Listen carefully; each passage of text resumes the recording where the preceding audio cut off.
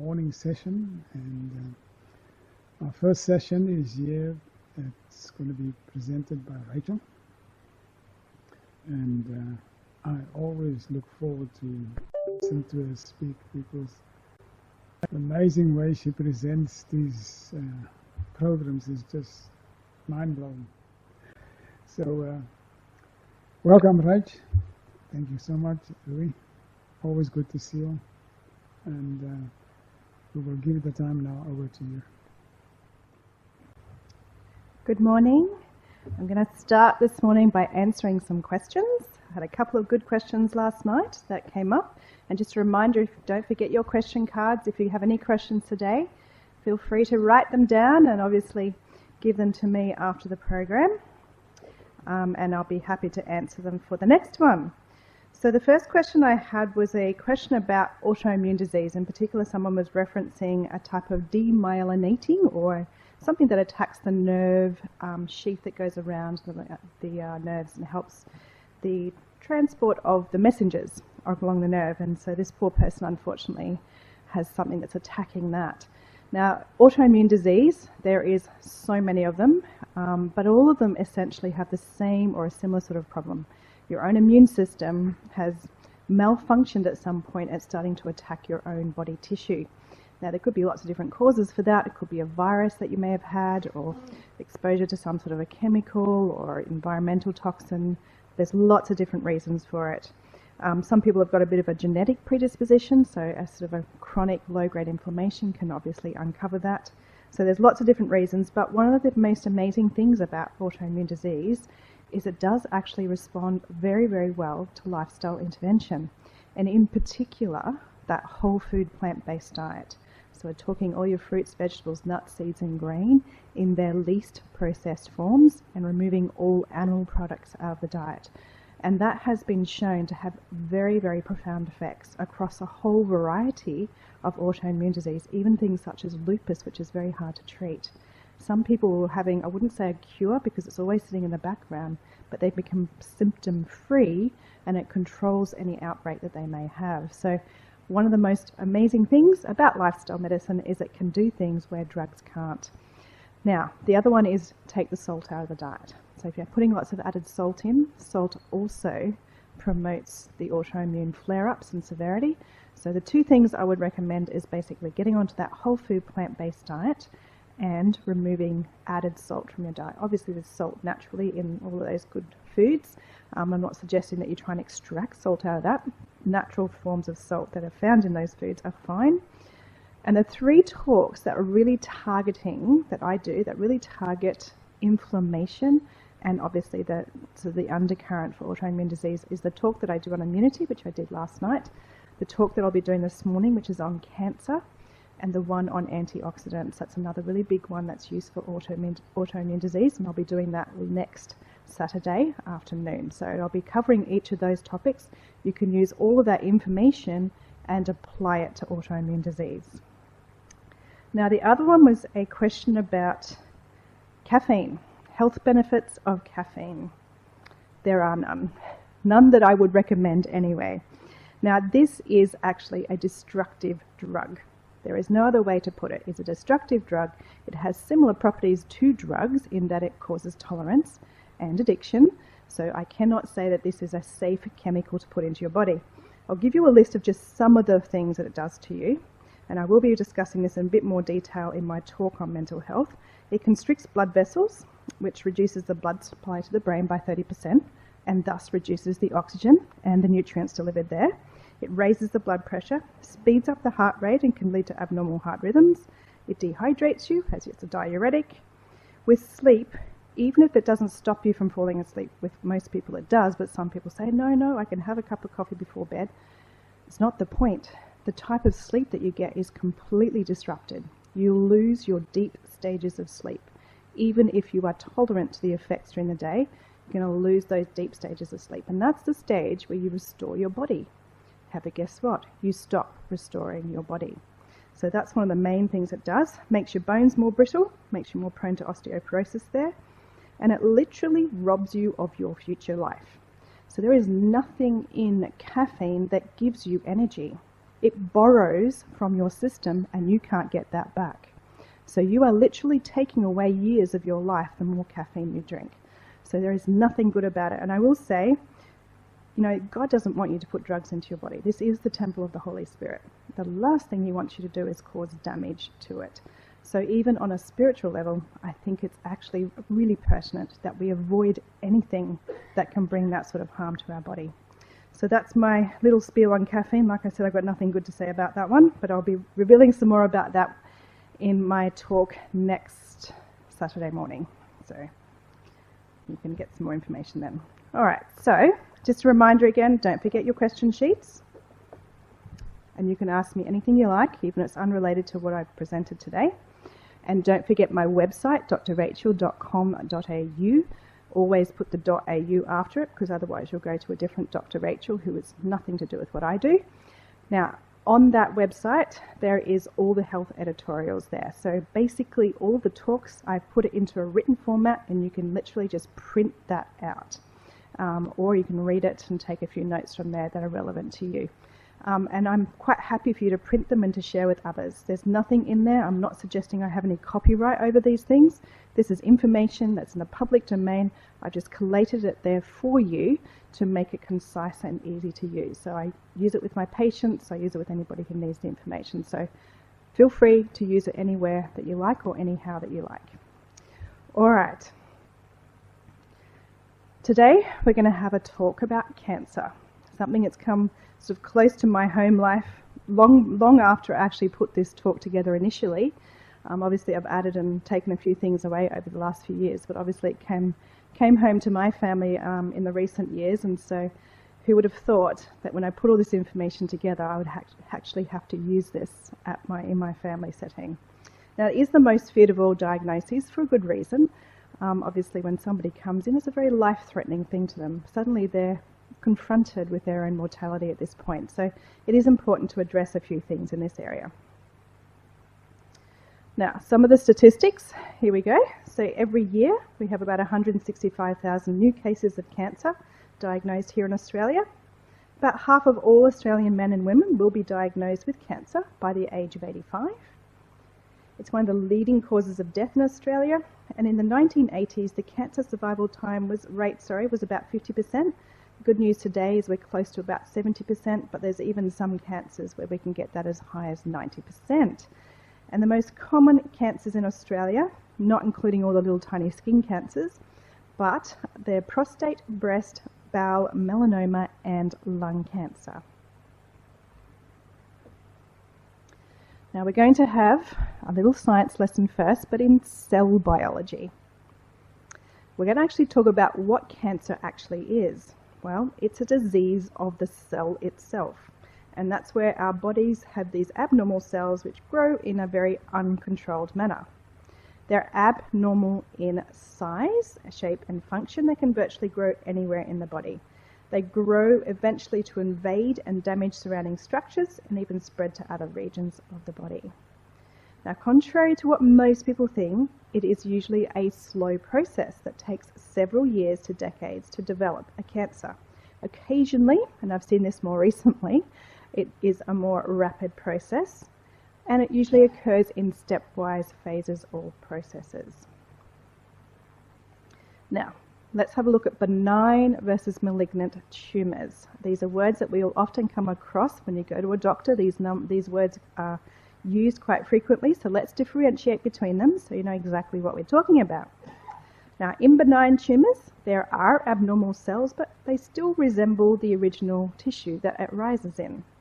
They are very slow to grow, generally speaking, and if you look at these tumours, they tend to have a very smooth wall or even a capsule that surrounds them. Very easy to distinguish the edge of these ones. They don't invade, so they may put pressure on the surrounding tissues, but they don't actually grow into it. So they don't invade or spread to distant sites in the body, so they don't metastasize. Now, we don't call benign tumours cancer. Even though the word tumour is used, it means benign. It won't be something that we need to be too concerned about spreading everywhere else and causing death, unless, of course, it's sitting against a very vital structure, such as the brain, for instance. So we also have malignant tumours. Now these are very abnormal cells. They have more erratic growth. They usually are still slow, but occasionally they do grow very quickly. It's very hard to define the border on these. It's hard to see where it begins and ends. If you look on scans in terms of a malignant growth, it's really hard to see where you can see the edge of these tumours. They're very much into invading the surrounding tissues, and of course they will metastasize or spread to distant sites. Now, malignant tumours are what we refer to as cancer. Now, it is possible, but very uncommon, for something benign to turn malignant. So we do still keep an eye on benign tumours, generally speaking. Now, I mentioned that cancer is formed in steps or stages, and so this little slide just gives you a bit of an overview of what that looks like in terms of understanding, like a garden, so to speak. So in the very first phase of cancer development, this is called initiation. So initiation is the first phase, and that's where you have carcinogens or something that you're exposed to, a variety of chemicals, types of radiation. They will mutate the cell and transform that cell into a cancer-prone one. And that damage that occurs in the DNA is a permanent alteration of the genes. This cell will divide, it will pass on that damaged DNA to its daughter cells, but here it is so tiny, so small, that it's practically invisible. Now, this entire stage occurs in a very short period of time. We're talking minutes here. So we do consider this an irreversible stage in most circumstances. So we would like this to the planting of a seed. So initiation, that first change that you see, is the planting of the seed of cancer. Now, the next stage is called promotion. We liken this to the germination and the early growth of a seed in the body. Now, this is when the damaged cells grow, they multiply into larger and larger clusters until you see a visible tumour. Now, here's the interesting part. Just like a seed, the initial cancer-prone cells will not germinate and grow unless all its requirements are met. These requirements are the promoting factors that give this phase its name. Now, if those promoting factors are not present, it won't multiply or proliferate. Furthermore, if the promoting factors were there initially, but then they disappear, that new cancer cell growth will go into dormancy. Now, there's also anti-promoting factors that will slow and inhibit the growth of these cancers as well. Now, this is vitally important to understand this because it means that the promotion phase is totally reversible, which in turn means that you can reverse the formation of the cancer. And interestingly, almost all of the promoting and anti-promoting factors can be found in our diet and lifestyle. And the final section is the progression. So we've got initiation, promotion, then progression. And this is when the cancer growth has flourished, it's become more advanced. By now it has started to get aggressive, invade and damage the surrounding tissues, and just like an out-of-control plant that can take over your garden and spread seeds to other regions, it will take over your body and spread to distant sites. This process of the cancer spreading, usually via the lymphatic or the blood system, is called metastasizing.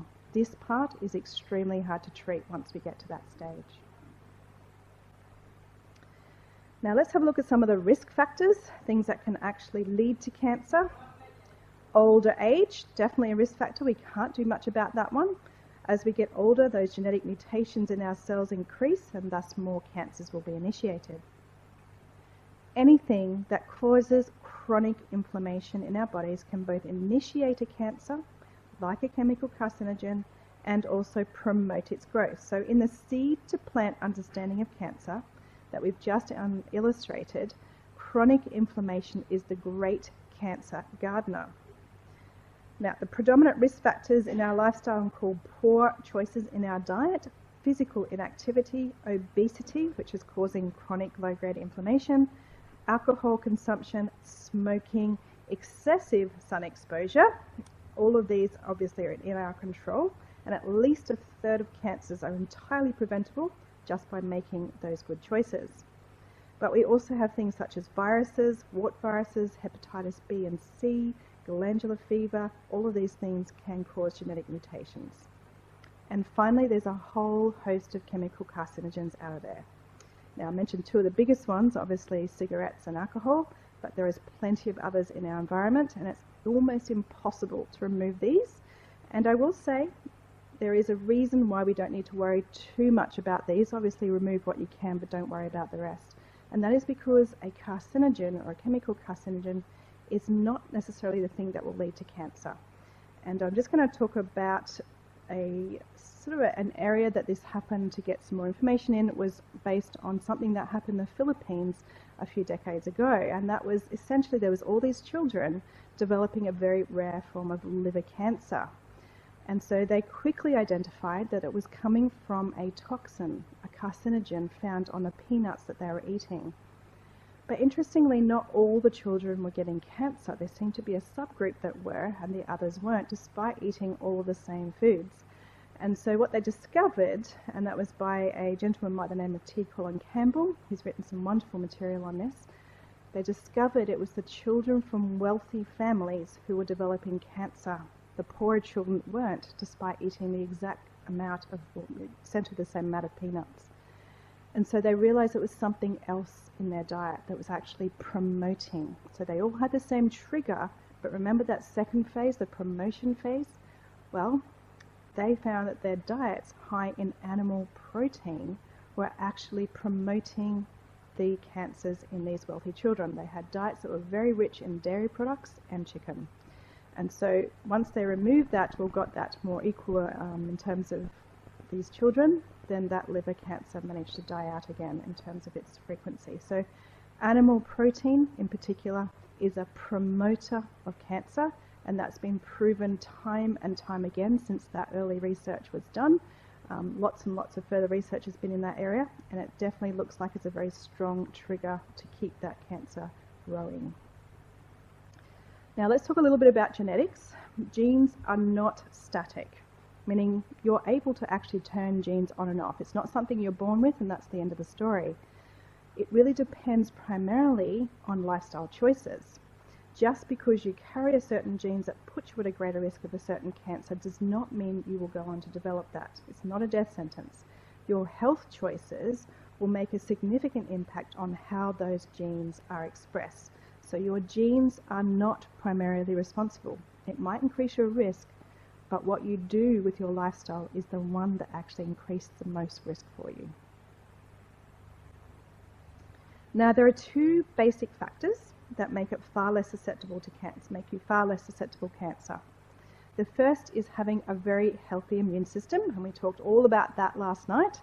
So no matter what the cancer, having plenty of those natural killer cells, B cells to produce cancer antibodies, regulatory and killer T cells, cancer-eating dendritic cells, and a host of other tumour-fighting factors from our immune system are vitally important.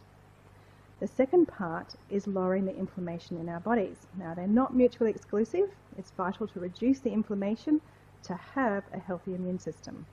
So based on what we've discovered thus far, I'm going to show you my protocols for managing cancer naturally. I'm going to share with you some of these things. However, I need you to know that if you're treating or managing your cancer with mainstream medicine, this is not a recommendation to replace this treatment. You can certainly use all the principles here to help prevent cancer and help manage the cancer and enhance your chances of survival. Now, first and foremost, include God in your health journey. Now, this is evidence-based medicine as well. Even within our own human research, scientists have shown that having an active spiritual life leads to improved immunity, a lower risk of developing cancer, and also better outcomes from cancer treatments as well. So what does it mean to have an active spirituality? Well, it means to put your life and your health in God's hands. We were wonderfully and fearfully made by God, each of us individually. He knows all the workings of our mind and body, therefore it makes sense to go to the greatest physician of all. And I have this beautiful Bible verse from Jeremiah 13 verse 17. It says, "For I will restore health to you and heal you of your wounds, says the Lord." Now, I'm going to share the story of one of my children. There's both my children, Chloe and Paolo. Chloe is my little miracle girl. She was born 3 months premature, but she did amazingly well, and she's a nice, healthy adult now. But Paolo became my miracle child a few years ago.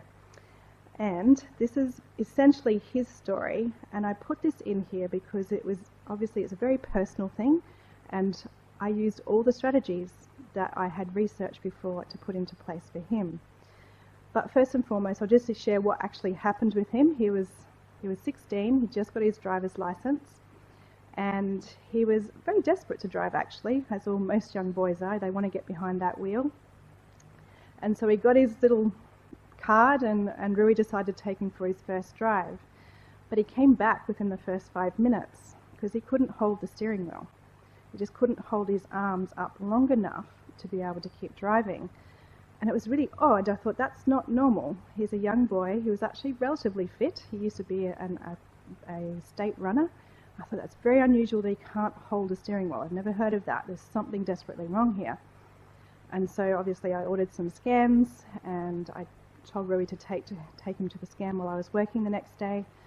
And I was literally mid-morning consulting in my practice, and my receptionist started banging on my door really frantically and said, "You've got to take a phone call immediately." And I'm like, "Who's calling?" And they said, "It's a radiologist." And I knew that my son had been just obviously there. I thought, yes, the news is not going to be good. And so she subsequently told me about that. So there's the tumour coming out of his spine and taking up most of that right lung space there. So you can see it was very, very large, and a very difficult spot, of course. It was compressing the windpipe, the trachea. It was compressing the heart, and it was a very dicey situation for him. And so very quickly we ended up at Westmead Hospital in Sydney, seeing the neurosurgeon, seeing the cardiothoracic surgeons, and essentially they took 3 months to plan the surgery because of how complex this was. It was in around all the vital organs there. And it was going to be, they had to have a full day theatre available at Westmead Hospital for him to do this, and a couple of anaesthetic teams. They also had a vascular surgery team on standby in case they had to reconstruct parts of the heart or the aorta. So you can see it was an intense time for us. In fact, by the time he had the surgery, he was no longer walking. He could only walk a few metres before he'd have to lay down again. So it got very, very close. But why am I bringing this up? Because my son, after coming out from the neurosurgical office, said to me, "I need to be anointed." That was his first thing he said to us, "I need to get anointed." And it is something that all of us tend to not think about. Obviously when we're challenged with something that's life-threatening, we often get engrossed in the process and forget that God is in control of all of this, and we need to hand it back to him to pull us through that process. And he remembered that the moment he walked out. He said that, and we had him anointed. And it says there in James 5 verses 14 to 15, "If anyone among you is sick, let him call for the elders of the church and let him pray over him, anointing him with oil in the name of the Lord. And the prayer of faith will save the sick, and the Lord will raise him up. And if he has committed sins, he will be forgiven." So be anointed. Dedicate your life and health to God. So in doing this, you can move forward in peace, knowing that God is looking after you. And my son did. I think I was more of a mess than he was for the next 3 months, because I was more aware of what was going to happen and what he would have to go through. And there were times when my grief was so deep I couldn't even pray. I would just kneel and just cry. But I also knew that there was lots of other people who were praying at the time. That was a comfort to me as well. It's another beautiful part of being a part of a church community, is knowing that in the most difficult times, you've got that backup. Everyone's working together, and that's the beauty of being a part of God's family. So I'm very grateful for all those prayers at that time, and that was him just after his surgery. The moment he woke up, have a guess what he asked? He said, "Mum, Dad, let's pray and say thank you to God that I survived." And I'll tell you, there was a miracle even before that. My son went into theatre at about 7 a.m. in the morning, and it was supposed to be a very long day, so we were waiting there expecting not to see him until late that night. Just after midday, the cardiothoracic surgeon rang me Now, it was a heart sink moment because I thought something had gone wrong. He was ringing me. But his first words to me was, "Don't panic, everything's okay." He said, in fact, it was a miracle. He said, "We've finished the surgery already." The neurosurgeon had gone in through the back and had taken the tumour out of the spine. It hadn't invaded any further, it was just along the one nerve route. And so he managed to get that all out and remove that nerve as well.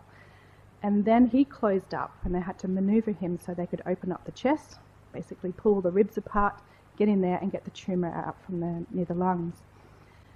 And essentially the surgeon told me when he opened him up, the tumour fell into his hands. It hadn't stuck to the aorta, it hadn't stuck to the heart. It hadn't invaded any of those tissues. Even though it didn't have a wall, it hadn't done any of those things. It literally fell into his hands. He said there was a tiny, tiny piece of lung that he had to remove, just the minuscule amount.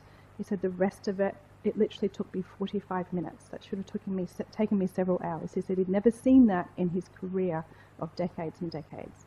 So he himself acknowledged there was an amazing miracle in what happened to him.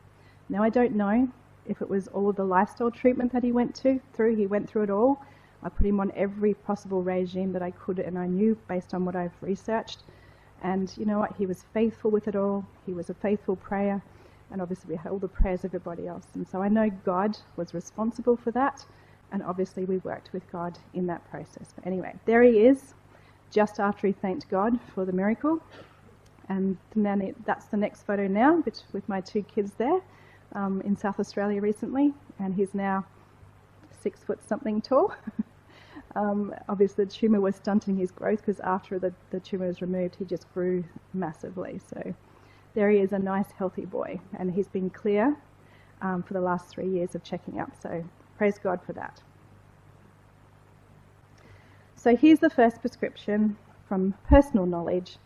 We need to read and meditate on the Word of God, the Bible, every day. And don't forget to pray. Not just once, but throughout the day.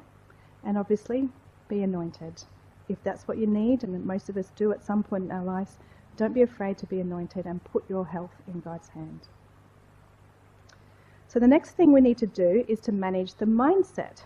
What do we mean by this? Well, this is all the stress and anxiety.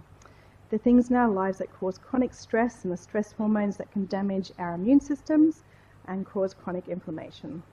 So here's some of the practical stress reduction strategies. In short, take some time out to rest when you need it, to recover from the stresses of life. Think positive. Develop that attitude of gratitude to help build that resilience in the stressful situations. Share your load with those whom you can trust so you don't have to bear your burdens alone. That's a very important one that I've worked out. Foster a spirit of forgiveness. Eat that healthy diet. Get regular physical activity. Make sure you establish a regular sleep routine and enjoy lots of that quality sleep. And maintain strong social connections with families and friends. So that's just a nice summary of what you can do in that area.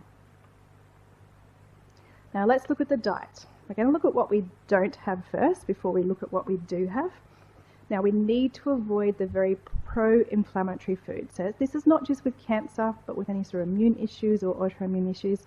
This is vitally important. These things have a very significant adverse effect on our health in so many areas. So that's all your processed and red meats, saturated fats from animal products, not from plant ones. They're highly inflammatory, very strong links to promotion of cancer, processed sugars, and all the highly processed foods from any sources. So we're talking all those white flours, white rice, white pastas, flaked and puffed cereals, soft drinks, etc. All very important to avoid. And don't forget diets high in any sort of animal product. Saturated fats and processed foods, while they're pro-inflammatory, also the protein, remember, is a promoter of cancer. So it's important to avoid the animal products.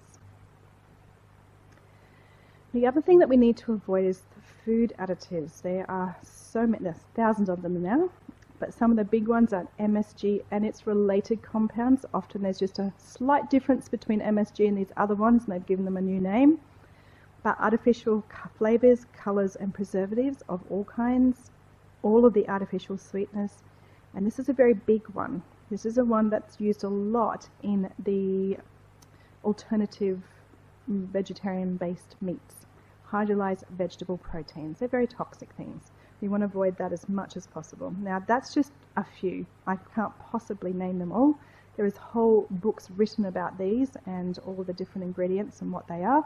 But essentially, the principle is if you're picking up a packaged food, a pre-packaged food, and you look at that label and you can't identify all the natural ingredients on there, just don't buy it.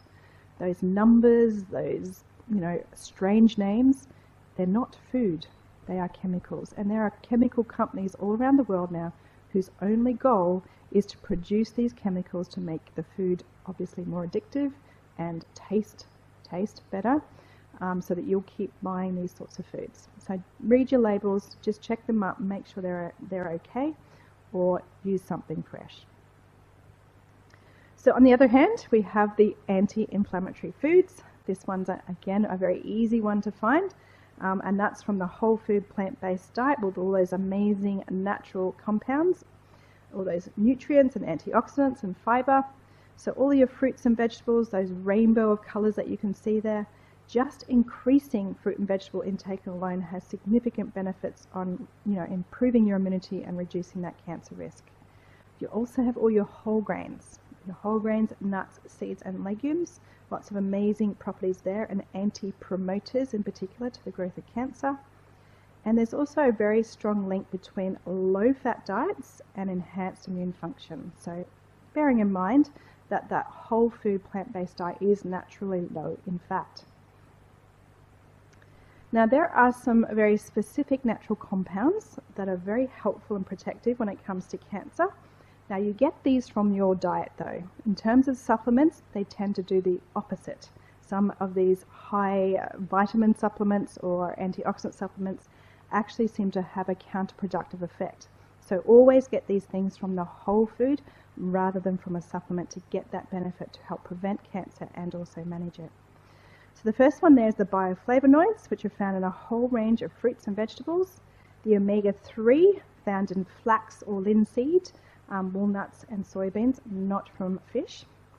Vitamin C found in the citrus and berries, and vitamin E is found in almonds and leafy green vegetables, and the beta-carotene found in those beautiful orange vegetables such as carrots.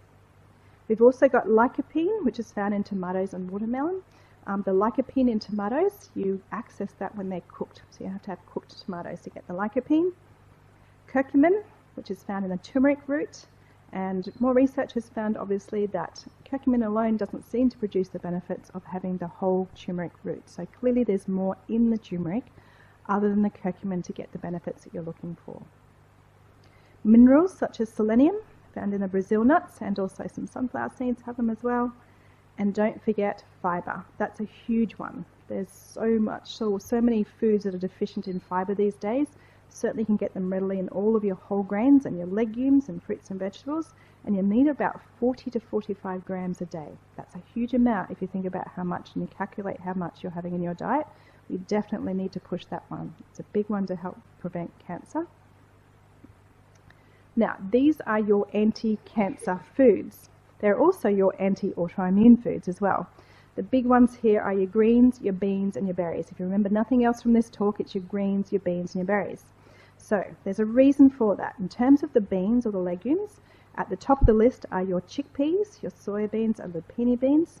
They have an amazing array of anti-inflammatory compounds. They also contain special anti-metastatic compounds. They stop the cancers from spreading, and cooking and sprouting them actually increases their potency. So that anti-cancer potential goes up. And the next one is your greens. Now greens, that includes predominantly the brassica family, so the broccoli, the cabbage and the kale, are highly anti-inflammatory, and they help to protect the DNA, so the initiation phase. So it protects the DNA and reduces that cancer risk there. And then the berries. In terms of an anti-inflammatory component, berries top the list for fruit. So they have anti-proliferative effects on the cancer, so they slow the cancer down, making them fantastic anti-promoters. So you have something that stops the initiation in your greens, you have something that stops the promotion of the cancer in your berries, and then you have something that stops the spreading in your beans. So your beans, greens and berries. Now, if you had to summarise all that we've learnt about diet and cancer, you would have to say that the whole food plant-based diet is synonymous with the anti-cancer diet. Now, this same diet not only helps prevent cancer, but also increases survival rate in those who get cancer. So don't forget, eat a whole wide variety of colours. That's the main thing to make sure you get all the different nutrients that you need. Now, one way to get a larger dose of fruits and vegetables is the fantastic plant smoothie. Now, this is not an extraction, so you're not taking the fruits and vegetables and juicing them, but you're using the whole fruit and vegetable and mixing it with some filtered water and blending it. So you're not going to lose some of those important minerals and vitamins when you do a juice extraction, which loses about 30% of those necessary things. So juice extraction, no. I mean, you can do it, but it's not as potent as a plant smoothie. So we blend a thoroughly washed vegetables and fruit of your choice with some purified or filtered water. And here's your list. So vegetables that you can use, and you don't have to use all of these at once. You can certainly just use a few from each of those lists, but the vegetables include all of the brassica family again, so your broccoli, cauliflower, kale, Brussels sprouts, cabbage, and then you've also got the celery, parsley, beetroot, tomatoes and carrots. For the fruits, you include things such as all of your berries, so that's blackberries, blueberries, cranberries, raspberries, strawberries. You've got your citrus fruits, your oranges, grapefruit, and then things such as kiwi fruit and apples as well, particularly green apples are the best. And you want to try and get 2 large cups per day. Now, if you are treating cancer, that's a minimum of what you need each day. If you are preventing, just a word of warning, I don't mind if you do this a couple of times a week, but in particular the brassica family of vegetables, if you're doing that on a daily basis, so that's all the broccoli, cauliflower, kale, cabbage, etc., they can depress the thyroid function when you're doing that long term. Now, clearly if you're fighting cancer, that's not something we worry too much about at that time, but if you're doing as a preventer, don't eat all of those things, particularly the brassica family, raw every day. Like I said, a couple of times a week is more than sufficient.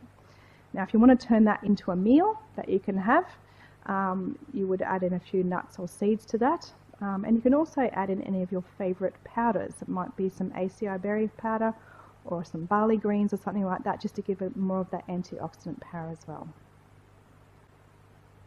So on the subject of drinking fluids, we can't forget about our water. So adequate water intake has been shown to reduce the risk of bladder cancer, bowel cancer and breast cancer at the very least. And it makes sense because you need water to detoxify your body naturally and reduce inflammation. So lots of fluid. And there is the recipe for the amount that you need. So 30 mils per kilogram of body weight, up to about 2 to 2.5 if you're a female, 2.5, 3 litres maximum if you're a larger male. But essentially if you can get that 2 to 2.5 litres, that's a nice round figure.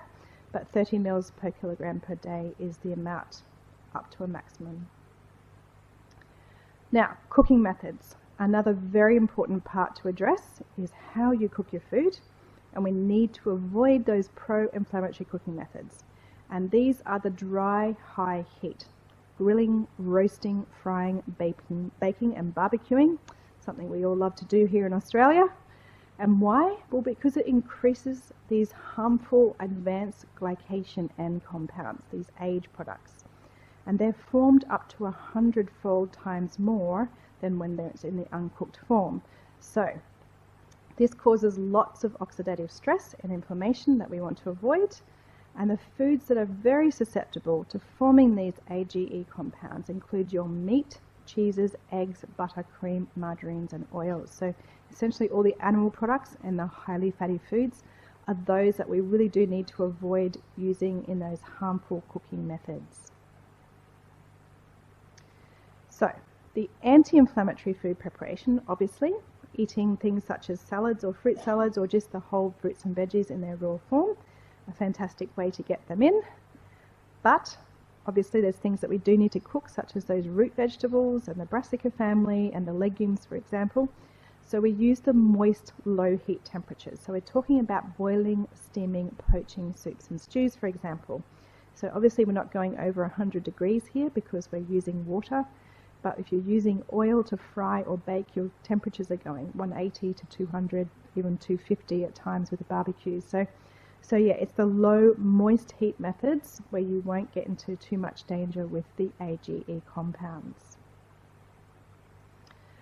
Again, this one's just there to remind you, there are lots of carcinogens, co-carcinogens that work with them. There's tumour promoters as well and tumour accelerators in cigarettes. So they cause the formation, so the initiation of it, and then they promote the growth of cancers as well.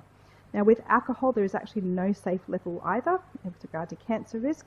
Its role is quite complex in both, again, the initiation and the promotion of cancer growth. It initiates it in its own right and then causes it to grow. So any amount of alcohol increases your cancer risk, and obviously the more you drink, that greater that risk. Cancers of the pancreas, prostate, mouth, throat, esophagus, liver, colorectal, breast and melanoma have been linked to alcohol intake. Now I would add to this list to avoid contact with and breathing in many of the household chemicals and garden pesticides as you can as well. Let's talk about exercise in a couple of different ways. It certainly has an important role to prevent cancer. So research is showing that it reduces the risk of developing colon cancer by at least 30%. It reduces the risk of developing breast cancer by 25%, and it's also been found to reduce the risk of bladder, endometrial, esophageal, kidney and stomach cancer. Just alone, exercise can do that without any other lifestyle intervention. Now, how do we know that it does this? Well, there are some mechanisms we've worked out. It obviously can reduce inflammation in the body. It enhances the immune system functioning, including that natural killer cell activity. It prevents high levels of insulin in the blood, which has been linked to the promotion and progression of cancer. It changes the metabolism of bile acids and reduces the travel time for food to go through a system. So both of those factors decrease the exposure of the gastrointestinal tract to suspected carcinogens and toxins. So that's how we know that exercise helps. Now, exercise is also really important during and after cancer treatment as well. It has been shown to improve the quality of life and the symptoms throughout treatment. It improves your chances of survival. And again, we only need about half an hour a day, 3 to 4 hours per week of moderate exercise. A brisk walk is more than sufficient to get those benefits. Now, disruptions in our body clock that controls our sleep increases the risk of cancer of the colon, the liver, the lung, the pancreas, the breast, the ovaries and the prostate. Now, this is particularly the case in shift workers and those who have prolonged exposure to artificial light in the evening, which is most of us now, and those who also have short sleeping hours. So broken sleep patterns can trigger inflammation that promote tumour growth and progression. So the safest place is to get that 7 to 8 hours per night of refreshing sleep, and the hours before midnight are much more restorative to your health. Now, do you remember I said there's not much we can do with our DNA once it's made its change? Well, the restorative stage of our sleep can actually repair the DNA in our cells. And there's a greater production of the anti-cancer cytokines, special chemicals, in our bodies to prevent the cancer during sleep. So, deep restorative sleep can do what nothing else can. It really is a great healer for both our minds and our bodies. And let's talk a bit about sunlight. So even sunlight and those immune-enhancing benefits of vitamin D have been shown to reduce the risk of a number of different cancers, so colon, breast, prostate and lung cancer. Unfortunately, supplements of vitamin D do not provide the same benefits. The research is very clear that natural sunlight works, but these supplements don't when it comes to cancer risk. And just a reminder of how much you need to be in the direct sun for a quarter of the time that would take you to get sunburnt, sort of avoiding those middle of the day hours, of course, when it's very intense during the summer months. But if you stick to that rule, you shouldn't get into any trouble, and you want the amount of skin exposure you need is basically as much as your legs, arms and face exposed to get adequate vitamin D. Now, there's some very wonderful herbs that I do recommend when you're in your battle for cancer. And we're going to take a look at some of these. Now, garlic. Who can't go past the garlic? So it reduces inflammation, it boosts the immune system, such as those natural killer cells. We know that a diet rich in garlic reduces your risk of getting cancer. It suppresses the growth of the cancer cells, and it boosts anti-cancer gene expression. It even works down at the level of the genes to stop those cancer genes, or at least to promote anti-cancer genes there. Now, it does lose most of its benefits, as I always say, if you crush or heat it. So use it dried, or at least freeze-dried, or below 65 degrees Celsius dried. And you want about 2 to 4 grams of the dried garlic a day. Obviously, if you're not going out very often or you don't have a lot of friends, feel free to use the fresh clove of garlic, but it's obviously not very socially acceptable. Yeah, if you do, you won't get any friends. You might be socially disconnected for a little while, which is not great for your health. Or you can just invite all your friends over and give them a garlic salad, like my sister did to me once. She made up this garlic salad. I was coming down with influenza, and it was happening very quickly.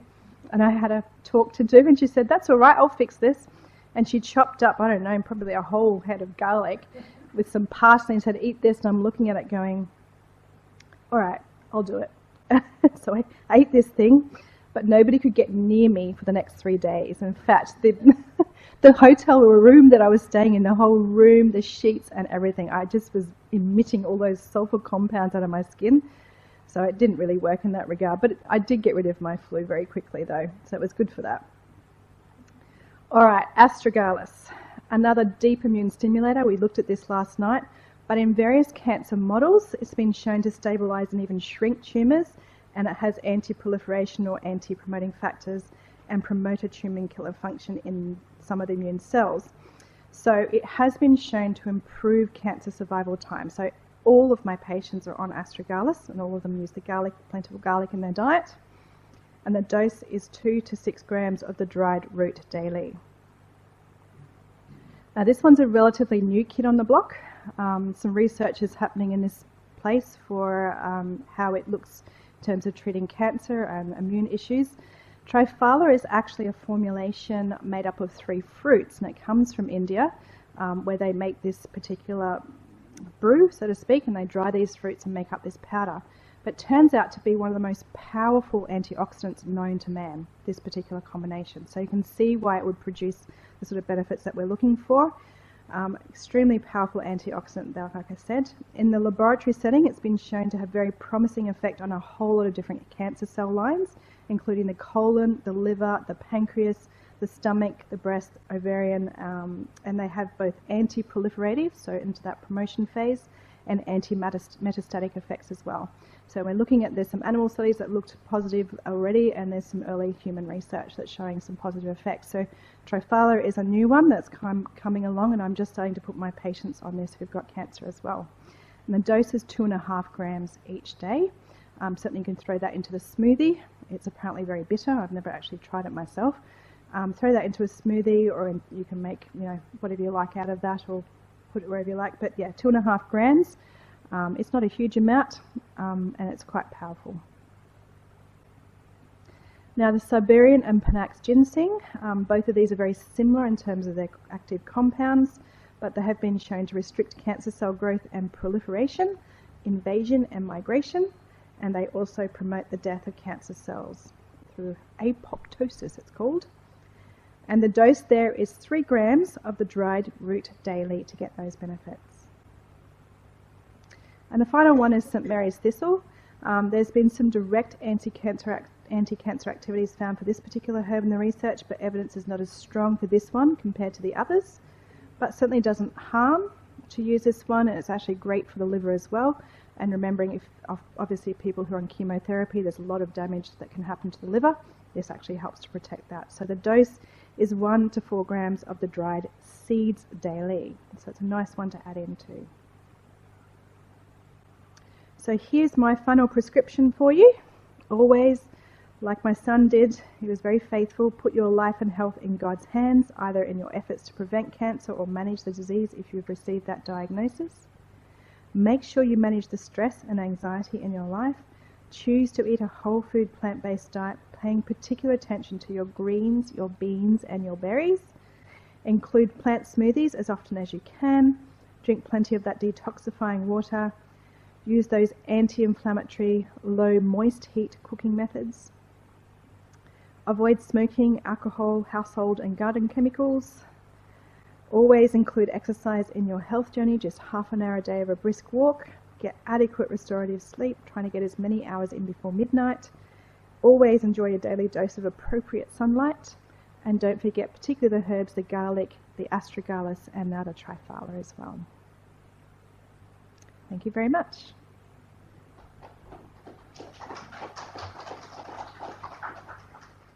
Right, you've done it again. Done again. Wasn't that good? I guess it's very good if you want to stay alive.